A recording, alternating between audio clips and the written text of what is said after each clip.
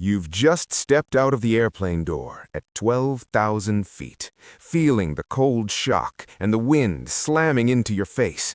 Your heart is pounding with the thrilling fear of your first skydive. But there's a small problem. The plane you just jumped from isn't from your century. And the air you're breathing smells wrong, a mix of decaying earth, primitive vegetation, and something else. Something metallic and pungent, like rust and ozone. This is air with 35% more oxygen than you're used to, making you feel lightheaded and jittery, supercharging your metabolism in a world that will demand more from you than you can ever give. You look down. No cities, no roads, just an endless green carpet of giant ferns and rivers that snake like massive serpents. Then you hear it. A deep, resonant sound that vibrates through the very air, rising from below. It's not an engine or an animal's roar. It's a declaration of sovereignty from a world that's never known humans. In that split second of freefall, you understand. You are an intruder, and your colorful parachute isn't a lifeline. It's a smoke signal, a flashing neon sign that screams, "Hey, fresh meat over here!" Welcome to the Cretaceous period, and here's why every second from now on will be an absolute nightmare. You're falling at 120 miles per hour. The strange silence of a world without planes is torn apart by piercing shrieks from above. You look up, giant shadows with wingspans as wide as buses are circling. They are pteranodons, toothless flying reptiles with spear-like beaks and razor-sharp hunting instincts. Their eyes, fine-tuned to spot the silvery flash of a fish from a kilometer up, are now locked onto you, a slow-moving, helpless blot of color against the vast sky. One begins to dive, not with frantic flaps, but in a terrifyingly controlled glide.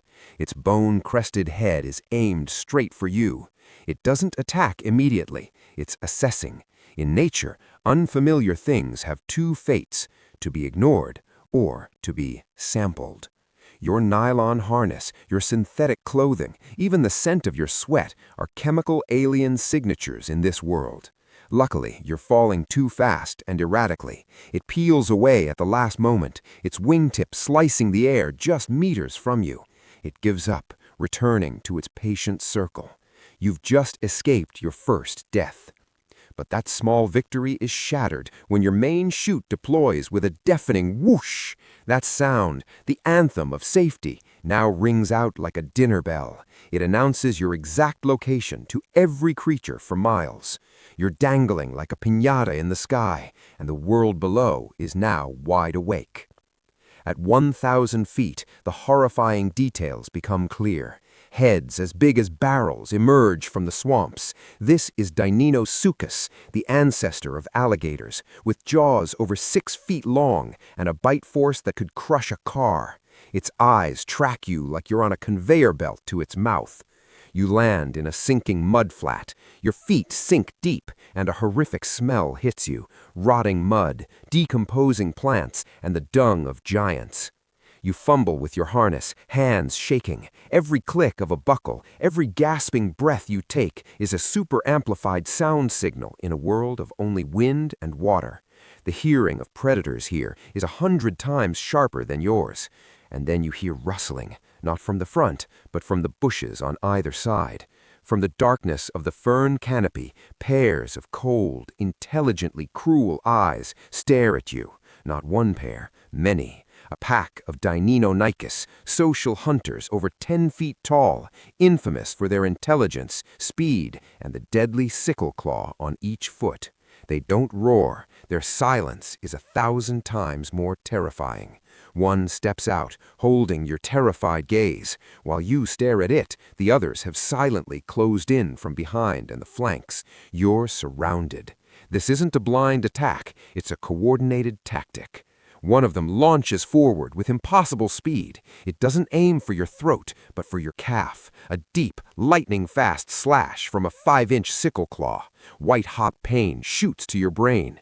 Blood pours out, bright red against the black mud, and the smell of blood, sweet and pungent, permeates the damp air. That's the final signal, the golden invitation to the main course.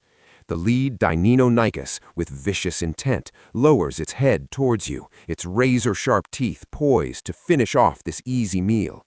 But it's too focused. An enormous shadow moving with startling speed for its size bursts from the tree line. A head as big as a bathtub, with banana-sized teeth, lunges forward.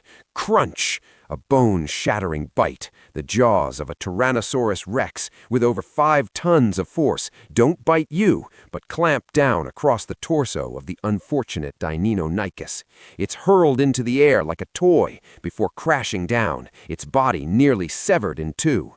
The sudden appearance of the tyrant king sends the rest of the pack scattering in panic. But the T-Rex's intervention isn't to save you, it's simply claiming the prime cut. It turns its massive head, eyes as big as baseballs fixing not on you, but on the pool of blood around you. A long, thick string of drool splatters into the mud. Instantly, the landscape around you shifts. The roars grow closer, more varied, more aggressive. The scent of blood and the presence of a T-Rex have drawn every greedy creature. From the brush, another predator the size of a truck appears, a Carnotaurus with its bizarre horns and ridiculously short arms, but known for terrifying speed. From the water, the Deinonychus grow bolder, edging closer to shore. You're no longer just prey, you're the bait, the spark for a potential feeding frenzy among apex predators.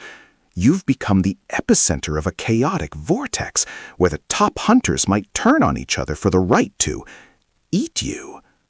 Even if you could drag yourself into a hollow log or a small cave, that's no sanctuary.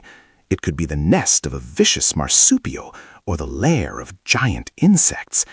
Every nook, every cranny, every thicket in this ecosystem is already claimed. Everything is armed and hardwired to kill or consume anything weaker. You have nowhere to go.